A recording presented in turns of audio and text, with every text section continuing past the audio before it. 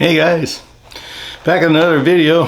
I just wanted to mention right off the bat that the NBRSA Long Range Nationals for 2024 have been set.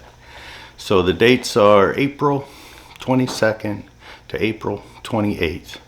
And it's going to be in Sacramento, California at the Sacramento Valley Shooting Center. It's in Slough House, California. So I just wanted to put it out there. Anybody interested in going, put it on your calendars, plan ahead, and hope to see you there. And I just wanted to follow up in this video that been getting a lot of questions on my neck turning stuff and why I turn my necks the way I do. And I've explained in some videos already why I'm trying to get the perfect neck clearance and what I'm looking for and the reasons for that.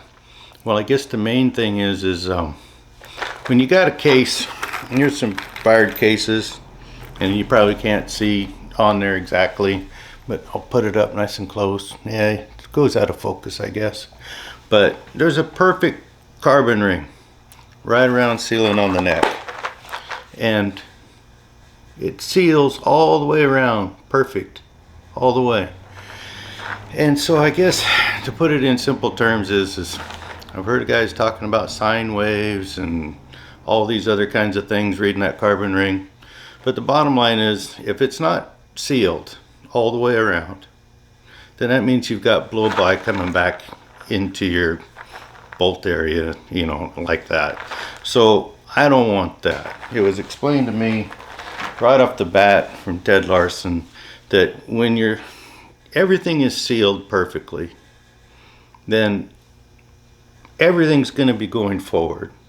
So all you guys that are worried about your SD and all these types of things, if you got blow-by coming back to your case and back into your chamber, back into the bolt area and back into your, your action and all that kind of stuff, if you got blow-by coming back with some more blow-by than others, well, now you don't have the same amount of energy going forward, pushing the bullet out. But if you got a perfect seal on every single case, you're going to have perfect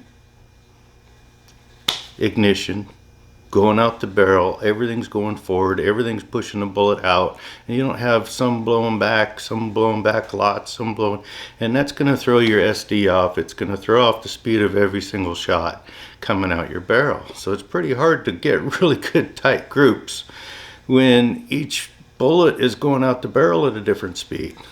So that's why it's so critical to get a nice seal on there. I mean, I know there's lots of guys that read the sine wave, and some guys don't have anything seal at all, and it just blows right back into their bolt area and everything, and they seem to get along and do great that way. But for me personally, I've had awesome luck with that sealing, and the only way to get that thing to seal in your chamber is to have a tight enough clearance, tight enough in there, tight enough between your neck and your chamber wall. It's got to be tight enough in there so when it blows up and it expands, it seals against the wall inside your barrel, inside the chamber, inside there. It's got to be tight. If it's not tight and you got whatever clearance, then you're going to get blow-by coming back. Now, I don't know how they do it. I've heard lots of guys talking that that's the way they shoot, no turn necks and all this kind of stuff, and they deal with all that blow-by and they get along just fine. And I don't personally understand how they do that. I've had my best luck having it sealed, just like this. And when they're all sealing, and if you got your lab scale and you're measuring your powder to the kernel and all this kind of stuff, getting perfect ignition for every one, but then you got blow-by coming back on the case. Well, I don't see how that helps you. You see what I'm saying? But if everything's going out the barrel, the exact same amount of powder, the same primer, the same bullet, all shooting out, everything's going to be a whole lot more consistent. And so for me, that's where I've got my success, by doing that. I know that's the key to my success. I mean, at least my brain thinks that way, because every time I've had it open up and I've had blow by coming back and these sine wave things, or no sine wave at all, just blowing back and not sealing, everything gets inconsistent. So I know there's a lot of guys out there that completely disagree with me on that one, but for me, that's the way I do it. I've got it tight enough it seals, and everything's going forward. SDs are all real close, everything's real close, and on the target especially, the target is where they're just hammering, and I'm getting these nice little tight small groups. And so anyway, that's the way I do it. I want to explain that a little bit further. Sealing is good.